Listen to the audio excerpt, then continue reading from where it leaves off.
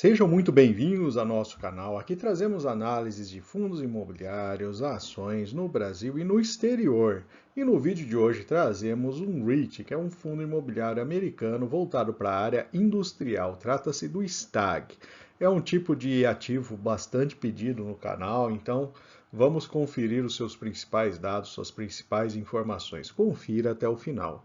E se o vídeo ajudar em seus estudos, fique à vontade para curtir, compartilhar e se inscrever em nosso canal.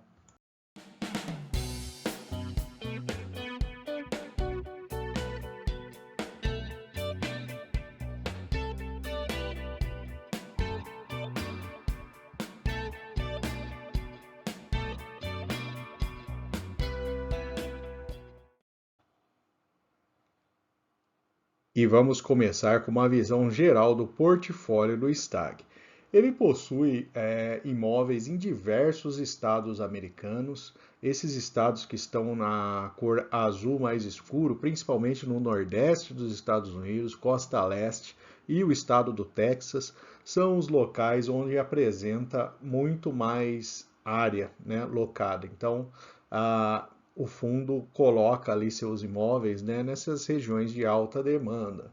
E esse verde, né, marcado em diversos locais do mapa dos Estados Unidos, são o que ele chama de Mega Site Projects. Então, são locais ali que são sites gigantescos que têm alta demanda de inquilinos. O fundo possui, né, 2,3 milhões de metros quadrados em leasing, né, uma retenção de 74% e o contrato de lease em média de 5 anos. Essa é uma visão geral aí do portfólio. Os imóveis somam quase 112 milhões de metros quadrados. A empresa vale 8,4 bilhões de dólares, então a gente já tem aí um patamar de diferença bem grande em relação aos fundos imobiliários brasileiros, que possui aí um porte muito menor. De fato, os Estados Unidos têm uma indústria muito mais madura, né? E dos 50 estados americanos, o STAG possui imóveis em 41 dos estados, uma taxa de ocupação de 99%. Então essa é uma visão geral aí do fundo, né, da ação. Temos aí os principais locatários, disparado ali com 3% somente da receita a Amazon. Temos aí no segundo lugar com 0,9% a Eastern Metal Supply. Temos diversos inquilinos aí, a FedEx aparecendo, né? DHL, empresas aí mais famosas, a Ford. Então a gente percebe que é um nível de diversificação bastante grande. E dentro das 20 principais empresas representam somente 17% da receita da empresa. Então, assim, é uma diferença bastante grande em relação ao que a gente tem no Brasil, um nível de pulverização em termos de inquilinos aí muito acentuado. Só para se ter uma ideia, né, esse é um centro de distribuição da JCPenney, né, uma loja de varejo americana aí, né, em Cedar Hill, Texas. E esse daqui é em Jacksonville Distribution Center, na Flórida, em Jacksonville, na Flórida. Só para se ter uma ideia aí dos tipos de imóveis, a grande parte aí voltado principalmente para apoio à logística das empresas aí, grandes armazéns, né? Só trazendo um pouco mais de detalhamento, né? As regiões de atuação é 100% Estados Unidos, no caso do STAG, e grande parte aí vem da receita de aluguéis, aí respondendo por quase 100% do resultado total. Vamos trazer agora o resultado anual, né? Falar dos resultados financeiros. Então a gente percebe aí que em termos de receitas líquidas existe uma crescente ali ao longo dos últimos 6 anos. O EBITDA também acompanhou bem próximo, já o lucro líquido ele está estagnado aí desde 2020, né, mostrando uma maior pressão de custos da empresa, né? Os resultados trimestrais, a gente observa ali que em 23, apesar do aumento da receita, houve uma queda significativa do lucro líquido. Então, esse é um ponto de atenção ali para o investidor. Já o gráfico de proventos é bastante estável, né? A gente tem aí um crescimento de proventos ao longo dos últimos 10 anos e o dividend yield já chegou aí a mais de 7%, né? Hoje está aí perto de 5%.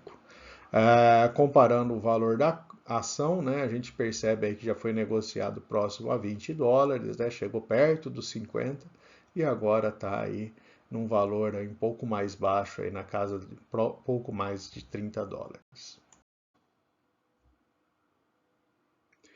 Dívida costuma ser um ponto importante para esse tipo de empresa, né? A gente tem aí um crescimento da sua dívida líquida em amarelo, né?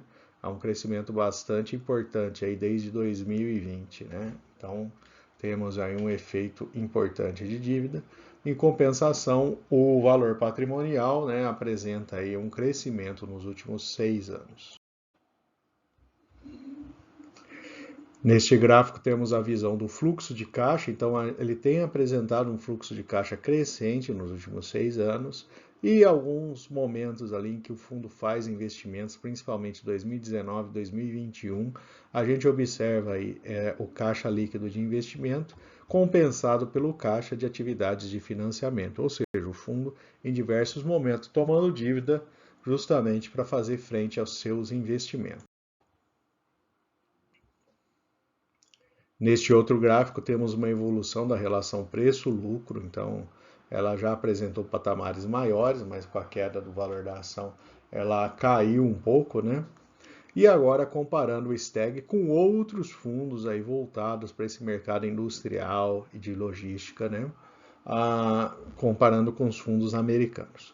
Temos aqui em termos de dividend yield, o STAG na casa de 4,3% no momento, podemos dizer que é um valor intermediário, não chega a ser tão grande quanto o WP Carry, né, que chega a 10%. Aliás, já fizemos um vídeo no nosso canal, se você quiser dar uma olhada, eu vou deixar o link aqui e você confira no vídeo ali se tiver interesse no WP Carry. A relação preço-lucro está relativamente alta do STAG, preço-valor patrimonial também. As receitas cresceram 17% nos últimos 5 anos, né, ao ano, abaixo da National Storage.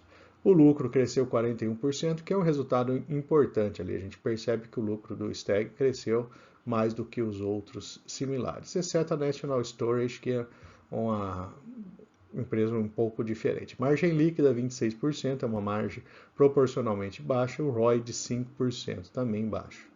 O valor de mercado atualizado de 6,2 bilhões de dólares, né? Abaixo aí, né, a gente tem o Prologis que chega a 95 bilhões de dólares, é um valor bastante elevado, né? Agora, uma visão da distribuição de proventos, né? A gente, diferente de alguns exemplos que a gente tem ali de REITs, né, em empresas americanas, não distribuem no mês a mês, né? Mas o STAG ele tem essa característica, todo mês ele vai lá e paga o seu dividendo. Então ele se assemelha muito mais aos nossos fundos imobiliários nesse quesito. As recomendações dos analistas apontam aí próximo ao buy, né, 2,3, né, a média aí da recomendação. E os preços, né, o target de preço, ele está atualmente com $34, né, o mais baixo 36 e o mais alto 42. E a gente tem ali a expectativa de earnings per share, né, que é o lucro por ação, de 0,85 fechamento de 2023 e 0,75 em 2024. Esse também é um ponto de atenção, né, expectativa de queda do resultado da empresa. Vamos trazer agora a publicação aí a última divulgação de resultados do terceiro trimestre, né? Então, em 2023, né, a gente teve ali o lucro por ação na casa de 28 centavos de dólares, menor do que os 35 centavos de 2022. Mas se a gente comparar nos 9 meses, né, os 9 primeiros meses do ano, ele subiu de 0,83 para 0,84. Então, menos mal, né?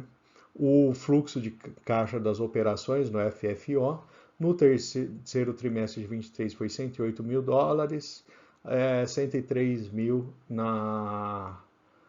em 2022, né? Teve um leve crescimento, se a gente comparar na base dos 9 meses, também tivemos aí de 302 para 313, 3,8% de crescimento, tá? Então, a gente observa ali que o fundo tem crescido aí em uma taxa relativamente baixa e constante. O fundo também faz diversas aquisições, né? Então aqui uma lista das últimas aquisições recentes do fundo, né? Então ele gastou aí 204 milhões de dólares em aquisições para adquirir 1,5 milhão de pés quadrados, né? E alguns destaques ali, né, que o fundo chama. No terceiro trimestre, né? Então ele comenta aí essa questão que eu já comentei sobre o resultado nos 9 meses, né? Ele adquiriu 12 prédios aí que perfazem 1,5 milhão de pés quadrados, né? E o fundo apresentou também, né, a venda, né, de 2 ativos não core, né, 2 prédios não core, que perfazem 700 mil metros quadrados. Então faz parte aí da gestão ativa de portfólio, né? É interessante que o fundo tenha essa flexibilidade. O dinheiro no balanço, né, de 23 milhões de dólares, mas ele tem aí, né, um total de liquidez estimado de 630 milhões de dólares. E aí a dívida, né, o perfil de dívida, ele cresce bastante até 2026, né? Então, assim, esse é um ponto de atenção também. E a taxa média da dívida está em 3,72%, numa dívida em dólar, né?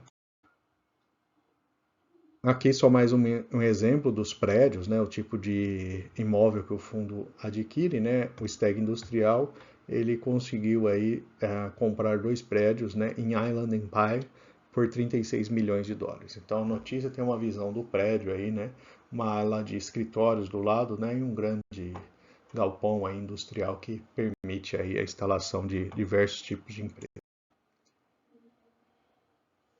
E, finalmente, vamos trazer os pontos positivos e negativos para investimento no Steg Industrial. Do lado positivo, é uma empresa, né, que apresenta baixa vacância, é uma empresa de grande porte, maior do que qualquer fundo na B3, né, fundo imobiliário, tem um bom nível de diversificação de inquilinos e uma distribuição mensal que conta a favor também. Compensação do lado negativo, o crescimento da receita e queda do lucro mostra uma maior pressão da empresa, né, em termos de resultados. O crescimento da dívida por conta de investimento, né, e essa dívida está aí, né, novas dívidas que forem feitas serão feitas em um momento que a taxa de juros está mais elevada lá nos Estados Unidos, relações de preços elevados e dividend yield intermediário em comparação com outros, e é uma empresa que não possui uma BDR na B3. Ou seja, se você pretende investir nesse tipo de empresa, você tem que buscar aí uma corretora americana, né? Ou abrir uma conta em empresas tipo a Nomad, por exemplo, que te permite investir em ativos no exterior, né? Não possui a facilidade de você investir por meio da sua própria corretora aqui no Brasil. Espero que tenham gostado do vídeo, que o vídeo tenha trazido novas informações para vocês, apresentado este REIT, né, um fundo imobiliário americano, e aproveite para deixar nos comentários se você tem interesse nessa categoria de investimento e sugestões de próximos fundos para fazermos a análise em nosso canal. E até mais!